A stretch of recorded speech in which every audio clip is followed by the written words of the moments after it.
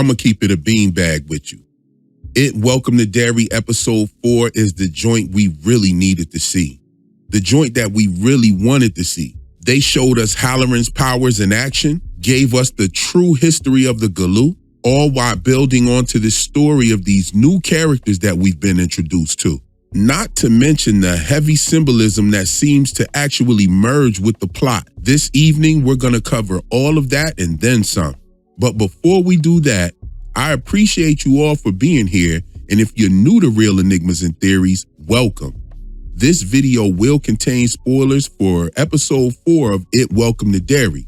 So without further ado, let's cook. So we start off with this dope establishment shot of the kids riding their bikes through Derry on their way to the police station to show Chief Bowers the pictures they took at the graveyard. 2 things. No, actually 3 things. First, Richie needs to learn to keep his mouth quiet. We could see that Richie from the Losers Club gets that from his father. Second, those shots of Susie and Teddy turned into pictures of pigeon shit, but the picture of Pennywise still held up, but it wasn't enough to convince Bowers. Third, Lily is really trying to redeem herself with Ronnie, and you could tell by the way she snapped on Chief Bowers asking them if they were blind. They know damn well that you could see somebody in that photo. But look at how this dude looked at her when she snapped. Shit had me rolling. Let me take this opportunity to break something down real quick. The CGI in episode 3 at the graveyard had that shit looking like a scene from Goosebumps. And now with those pictures disappearing, we know that that was intentional. I think that the CGI was made to look like what the children would have thought ghosts looked like. Let's unpack it real quick. It uses your fears against you, and the children were there to call upon spirits or conjure spirits. And when they went there, they did this without the understanding of what it really is, thinking that it was some kind of ghost or spirit. So it came to them as ghosts and in the form of what children in that time period would have thought ghosts looked like. And this is why the adults couldn't see the pictures of the children.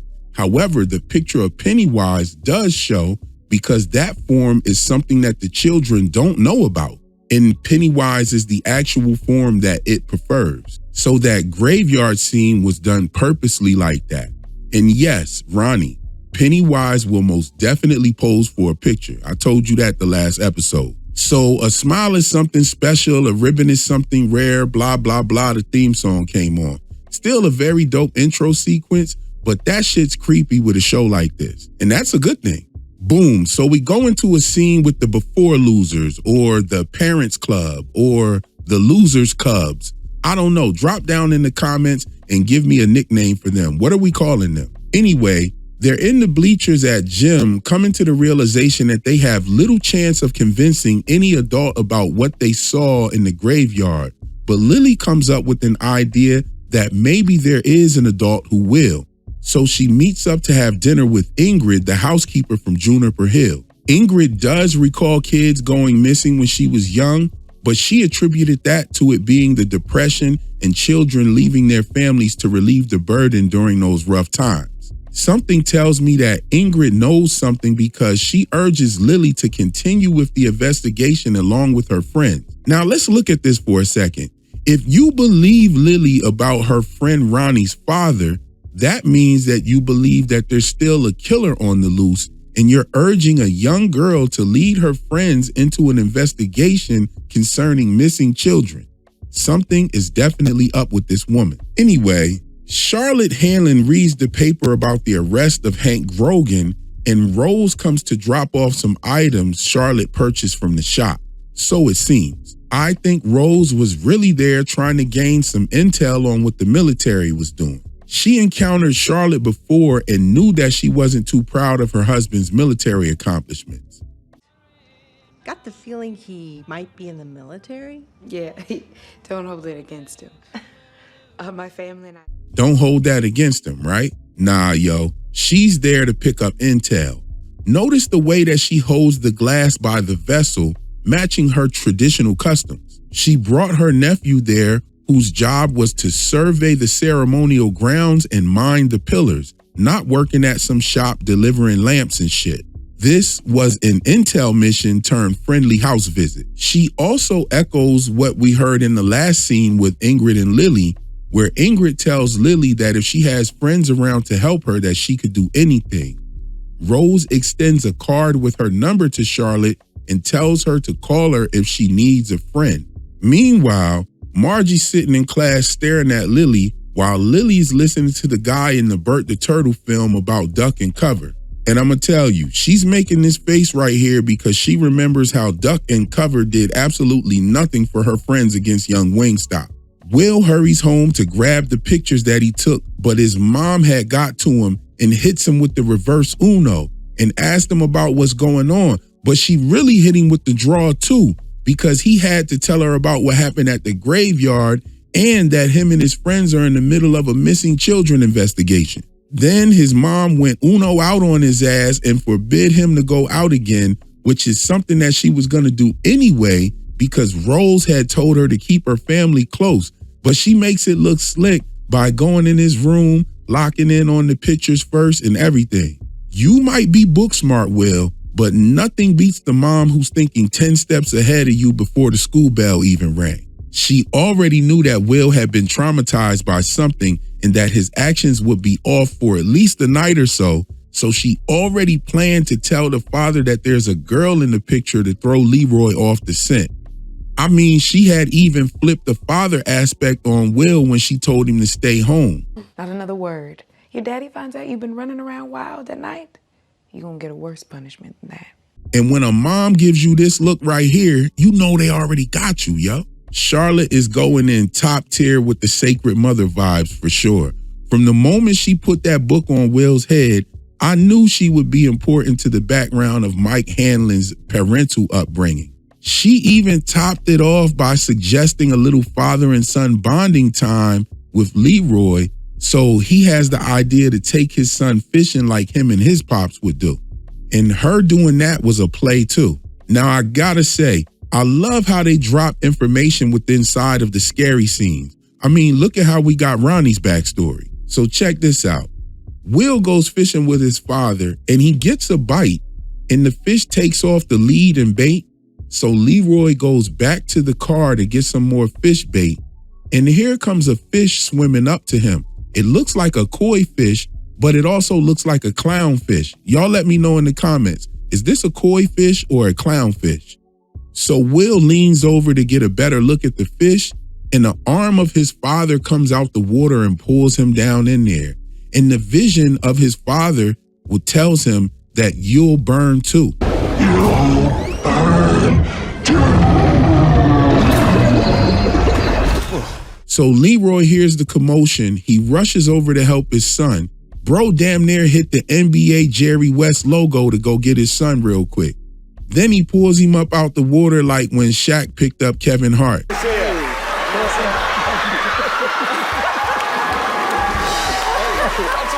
Thanks for picking me up. I could have died just now. You don't even know what happened to me. And then Will tells his dad this. With you were all burnt like that picture of you after the war when he went down in that plane. Son, you gotta relax. You're not making any sense. It's the truth. Hold down. So what they let us know with this scary scene was that Will's fear was of his father burning in a plane crash. Anything that you see it take the form as is somebody's fear, other than Pennywise. Oh yeah, I can't leave out. They both saw a red balloon floating above the water after that whole thing happened. I'm not gonna hold you. It kind of makes me wonder what happened after this feeding cycle. We know that Will and Ronnie are the parents of Mike Hanlon, but after this whole feeding cycle, did they just start forgetting details about what happened or something? Because Mike seemed like he had to start off from ground zero with the natives. Or perhaps the friendship that was forged by Charlotte and Rose is what led Mike to the natives. I don't know. Maybe they all kept in touch.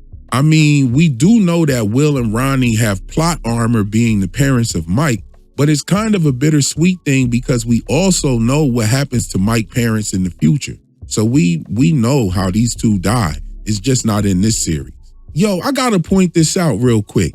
It seems like it wants to burn all of the so-called black people in the Stephen King universe. What is that about? You have that entity saying that Hank Grogan was gonna fry, which is Mike's maternal grandfather. Then you have Mike's parents burning. You got the black spot. And even Will's vision had his father burning, saying, you'll burn too.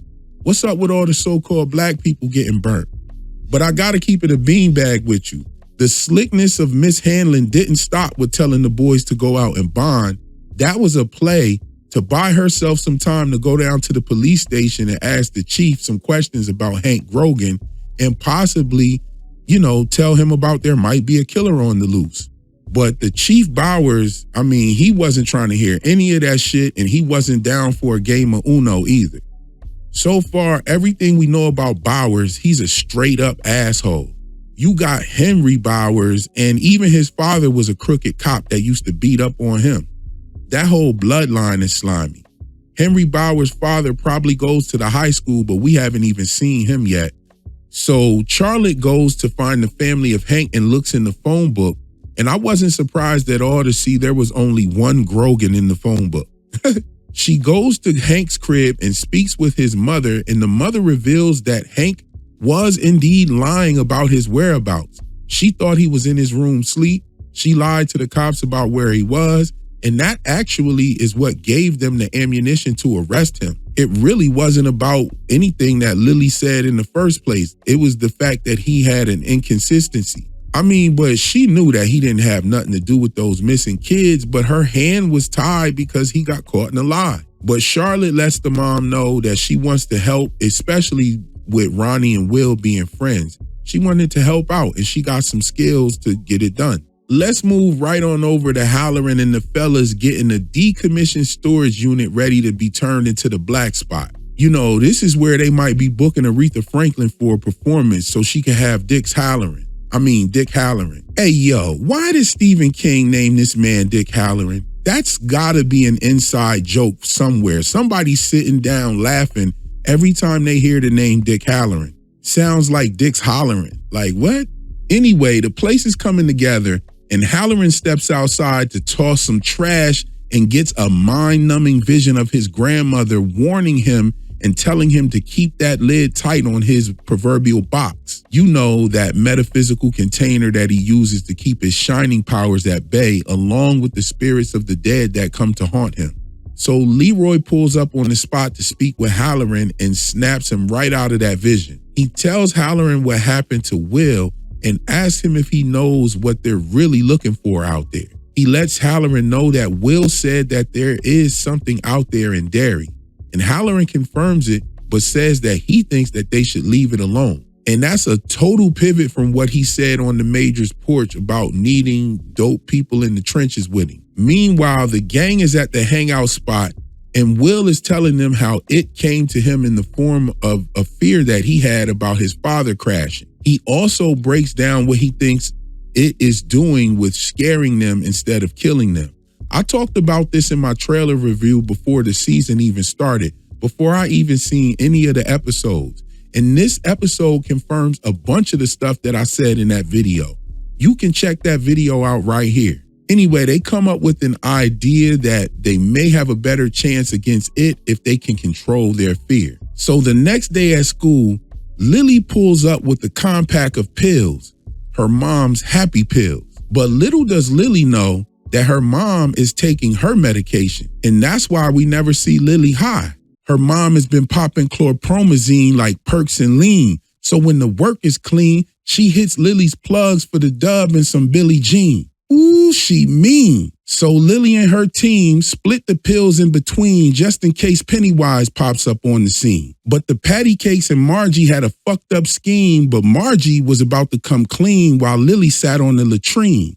And it hit Margie with some of that shit that she had seen. Had her eyes turning all types of blues, reds, and greens, like some weird allergy shit, but this wasn't no histamine. Lily tried to help but drops the pill in the pee while Margie cries and leaves. Lily runs behind her looking to find her, so she follows the cries and screams. Margie had already dropped her glasses, so she head to the woodshop classes to stop the pain by any means. And it's so ironic She goes hands-on with Masonic chills and bandsaws to cut the optic antennas off. Lily comes just in the nick of time to take her hands off that chisel that got her right eye looking like meatballs and pan sauce. And I believe that turtle charm on Lily's arm and sleeve stopped Pennywise's motion. But then the shop room filled up with dozens of kids who heard the commotion and saw what looked like a Juniper Hill trauma explosion. Oh shit, my bad. I got a little carried away there. Anyway, Charlotte makes her way back to the police station with a letter from Hank's mom to see if she can meet Hank in his cell before he shipped to Shawshank. She finds out what Hank was actually doing that night the kids went missing. And I thought bro was out there making moonshine somewhere, and that's where Halloran got the liquor from that night. But this dude was out here fornicating with not your average married woman, and not your average white woman, but a married white woman in 1962. And now I know why Ronnie's mom was like, And he'll Pennywise told her about that woman Hank was messing with and she turned into beef jerky. Anyway, an alibi is an alibi, so Charlotte is definitely down to help bro get out. He might have to go to Shawshank for a few days, but she's calling in the cavalry. Note that Russo did see her going to the police station, and you already know he told his buddy right away. So Major Hanlon goes home to confront his wife about what she's doing, visiting a man in lockup. Now, I want you to peep how they're both investigating something, and it starts with both of them visiting a man who is wrongly accused in lockup. Leroy visited Masters, and he was also being framed. Charlotte doesn't like the way that the country her husband is fighting for treats people, so she wants to make a difference. And if I was wrongly accused of something, I definitely want somebody like her around. Her husband's job and status creates a privilege that other blacks in Derry don't have, and I think her husband has a bigger plan himself.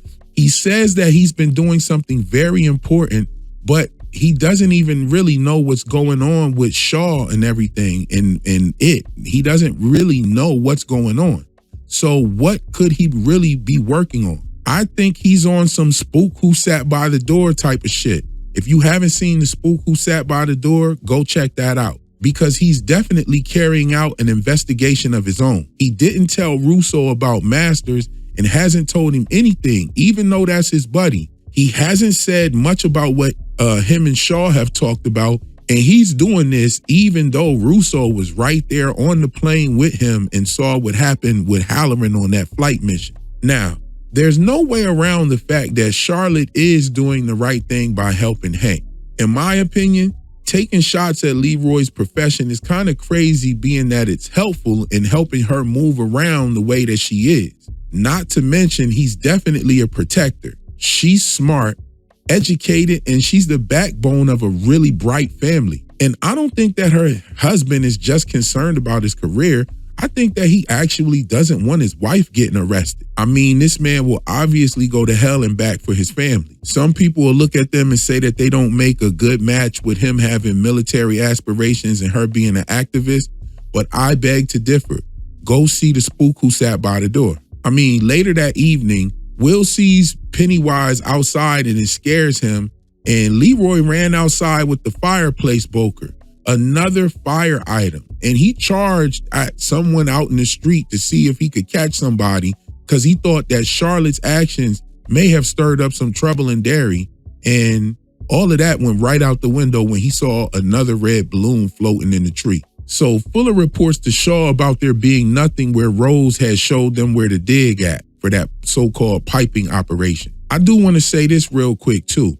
I think the military does have a right to come in there and find this entity. However, them trying to weaponize it is just asking for trouble. If they're going to come do something, they need to work together with the natives on killing that thing, finding out the information, and this should be an extermination mission. I bet if Shaw would just say that straight up to Rose, Rose would either probably tell him, look, no, we got this. We've been handling it for this long. This is what my people do. Or she would have been like, what resources do you have? What do you already know? We can possibly, make a meeting where we'll share intel and stuff like that about this creature. We could probably defeat this creature once and for all. But no, everybody's got to have an agenda. Everybody's got to be lying to one another. You know what I'm saying? Anyway, the general makes a plan to kidnap Rose's nephew and bring him in to let Halloran use his powers and find the location of what they're looking for. So they get Rose's nephew, Daniel. Hanlon pushes his way through the general's office to cut out all the bullshit and find out what's up. So Shaw decides to let Hanlon in to watch Halloran enter the mind of Daniel and extract the information in one of the dopest parts of the series so far for sure. And I'm so glad they did it like this instead of having some old native guy sitting in a tent smoking a peace pipe telling you the story. This was the dopest way to actually feed two birds with one seed by showing us Halloran's abilities and giving us the history and lore. So peep this. We get to see the history of the Galoo. Halloran is able to slip into a corridor inside of Daniel's memory and take him to a time where his Aunt Rose asked him to recall the story of the Galoo of the Western Woods. Millions of years ago before the first men, Galoo was contained in a star that fell to what is known as Derry. The star that contained it broke open when it landed, and it roamed the woods for many moons until the creation of the first men. Now, these fictional natives created by Stephen King are modeled after the Wabanaki, more specific, the Penobscot. They're a part of the Wabanaki Federation. And the Wabanaki have a creation story that goes across tribes about the Glooskap. The Glooskap were the first men who taught the children of the grandmother how to use fire and light.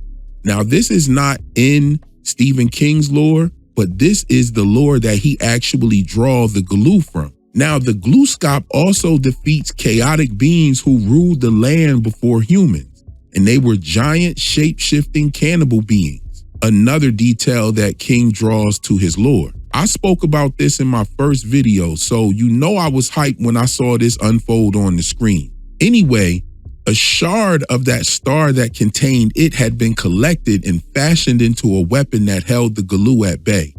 So the dagger was kept close, the natives stayed away from the Western Woods, and the legend of the Galoo continued for generations. The story and the shard itself kept them safe. I love that we get to see other forms of it before it made Pennywise.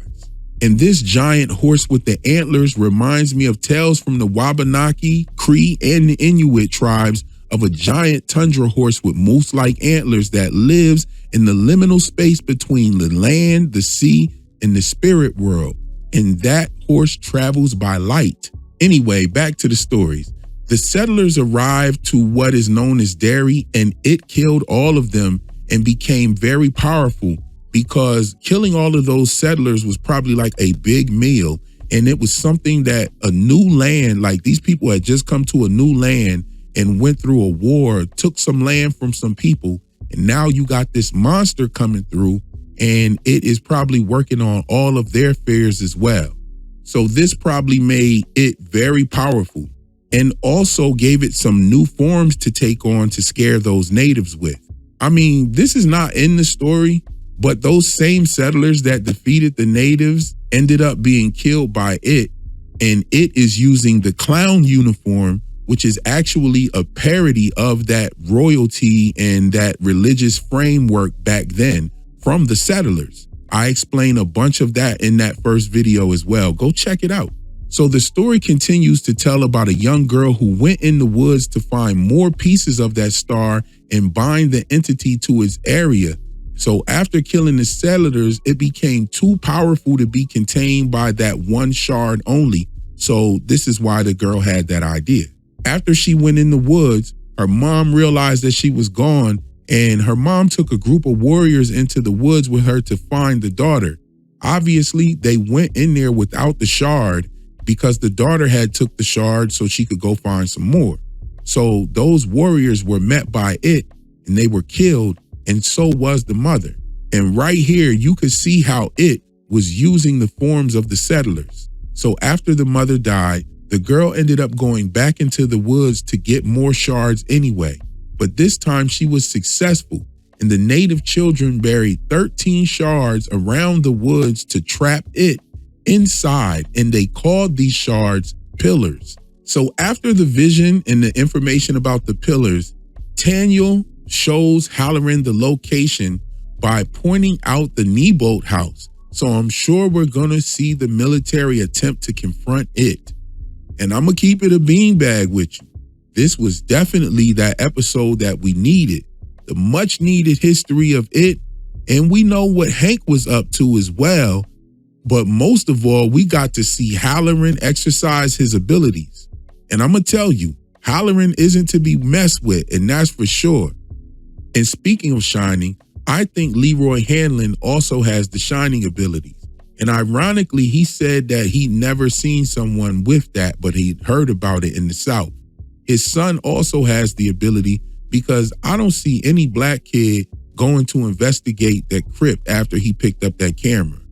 I thought he was just brave like his father, but it turns out he has fears just like anybody else. And I believe that his father has a fear too.